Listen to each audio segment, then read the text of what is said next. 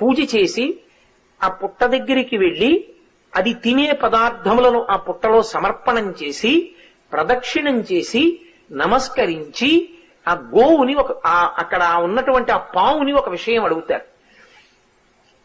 లౌకికంగా చాలా నాగరికమైనటువంటి ఏదో సంస్కృత భాషలో చెయ్యవలసినటువంటి శ్లోకములు కాకుండా చాలా తేలిక భాషలో అందరూ అడిగేటటువంటి రీతిలో అడుగుతారు. అందుకే నాగుల చవితికున్న విశేషం ఏమిటంటే దానికి ఏదో సంస్కృత పూజా విధానం ఏమి ఉండదు. వీళ్ళందులో పాలు పోసేస్తారు, అక్కడ నిలబడి ఓ మాట అడుగుతారు.